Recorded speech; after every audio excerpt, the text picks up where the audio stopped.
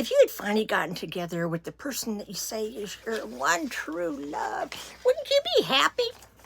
Does his face look happy to you? Are any of them happy yet? Hang on, see what I think.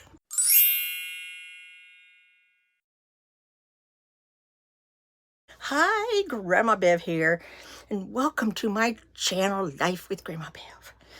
Well, the sagas continue for the couples on 90 Day Fiancé The Other Way. And like I said in the little intro, shouldn't they be happy? I mean, I remember when I met my husband. And just finding somebody that, you love, it's the love of your life, like they all say. We were happy all the time. We didn't fight, argue about every little thing. But anyway, let's move on. We'll start with Gabriel and Isabel. Now, let's start us out the little, episode with Gabriel playing basketball with his friend Trey, who he had met a couple of years ago. So they've been friends for a couple of years. And Trey's this big, tall guy, and of course Gabriel's a short guy. I didn't realize how short till I saw them playing basketball. Anyway, he tells Trey that he's going to ask Isabel to marry him, but he wants to meet her parents first and get their permission. And he also has some other news to tell them.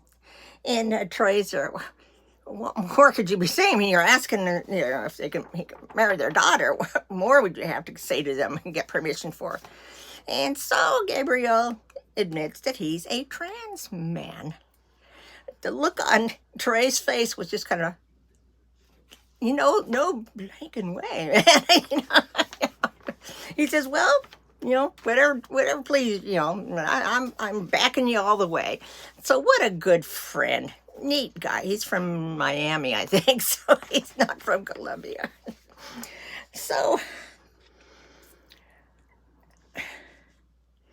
it also goes on to Trey and Gabriel and Isabel and her friend Mateo get together for dinner at a place.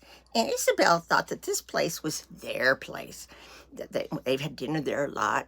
And Trey let it slip that, hey, how come we're meeting here? This is our place. The things people get upset about. So anyway, they wanted to know, why doesn't she like Trey? And she says, well, because he's a womanizer and all that kind of stuff. Well, that has nothing to do with her. And Gabriel seems like a really neat guy, until she has reason to not trust him. You trust the guy. So anyway, 3 weeks, it was 3 weeks after his arrival in Colombia that they went to see her parents. And the parents are so excited to see him, and her dad's real religious, And the guy just seems to adore Gabe, but they still don't know that he's transgender. So, where'd the other part go? Where's my notes? Okay, well, I just have to nick it up for you.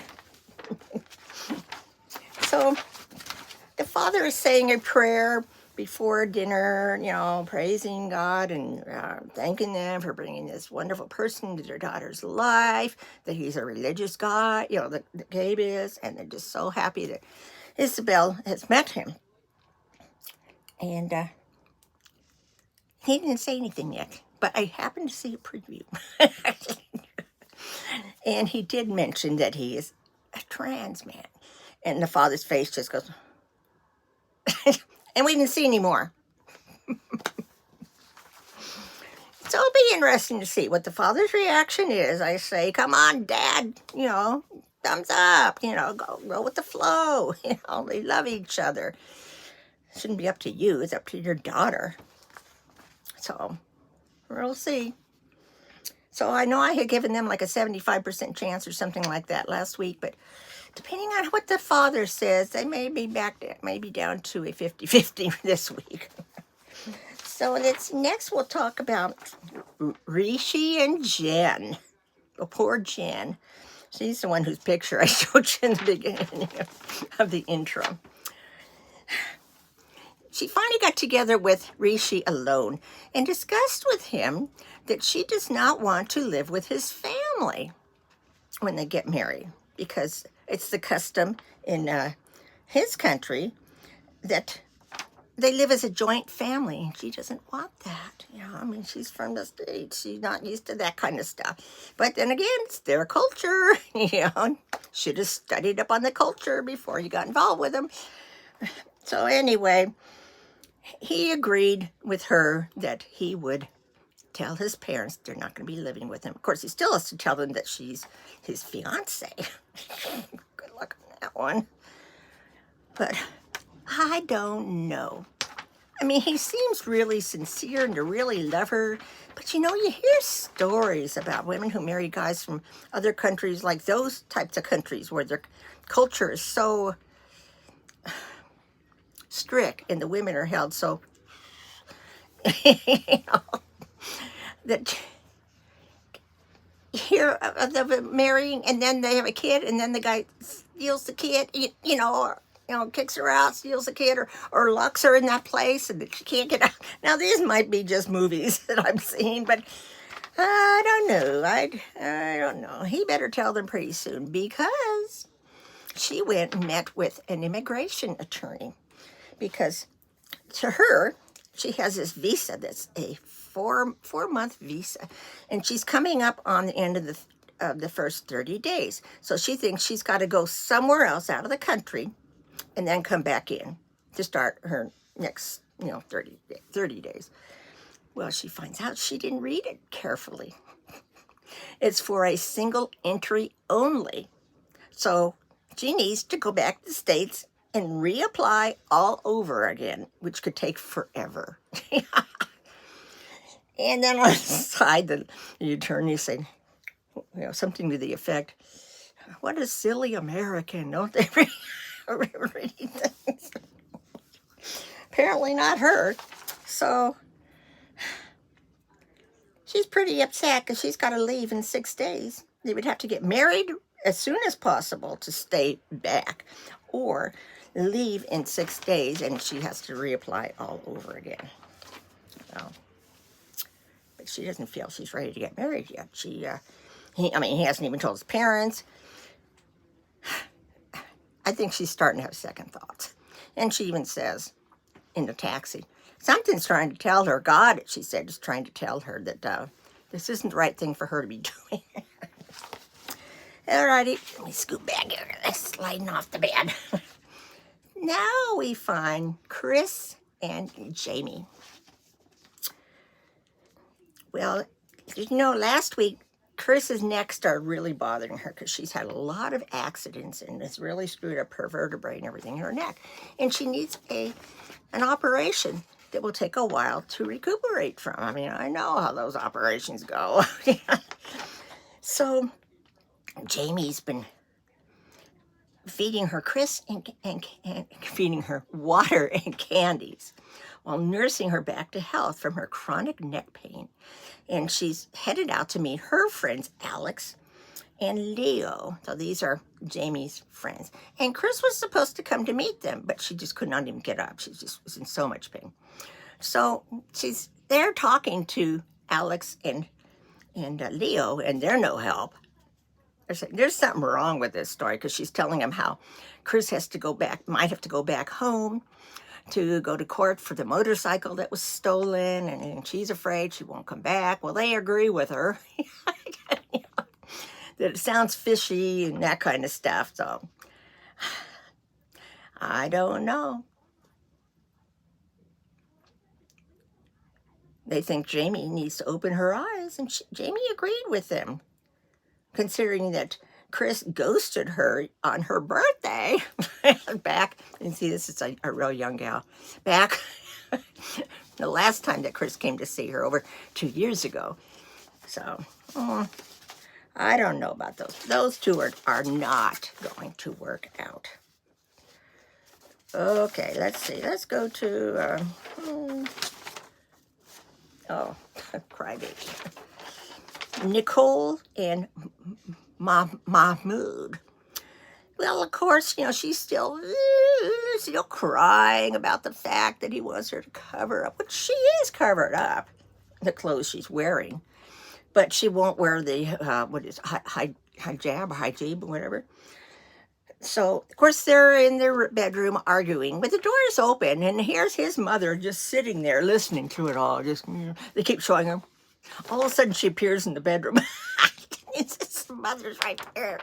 Why don't they want to live with the mother? Well, and it's his uncle, who was just like a father to him. And they were supposed to have gone over to his uncle's place to discuss opening a business, a clothing business, because, what's that out there?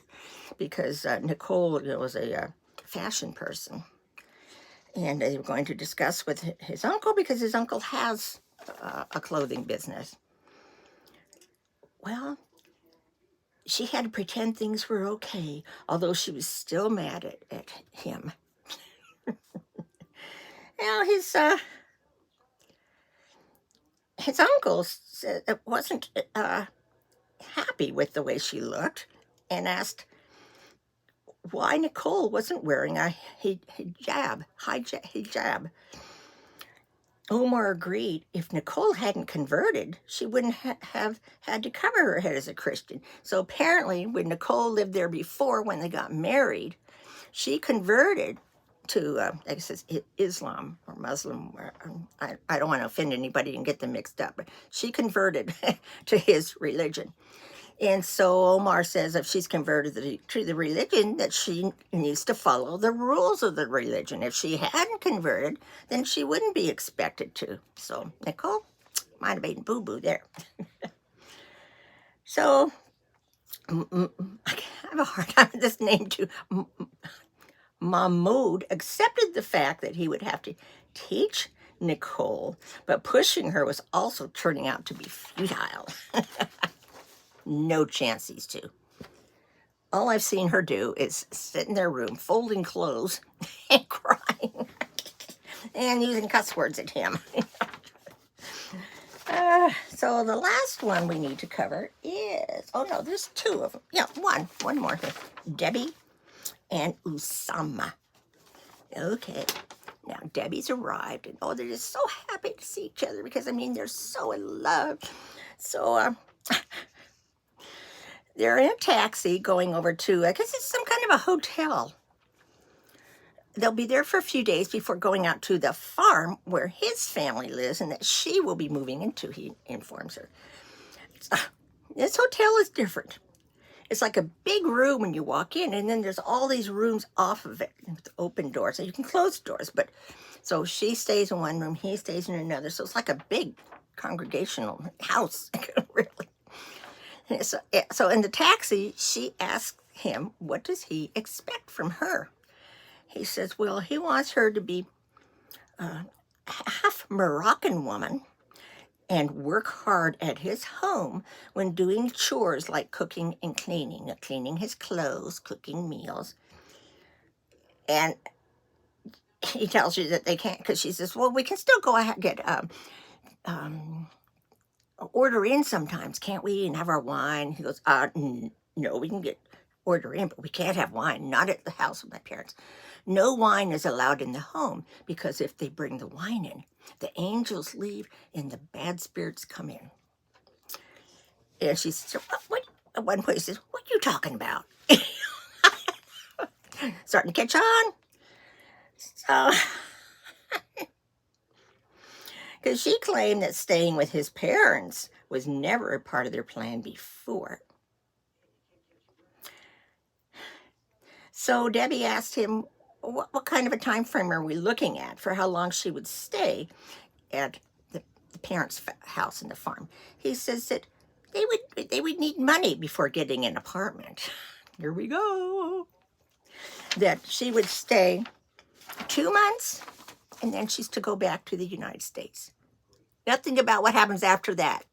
And the look on her face kind of like, whoa.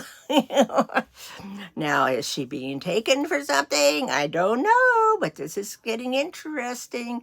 They were the only two acting happy till now.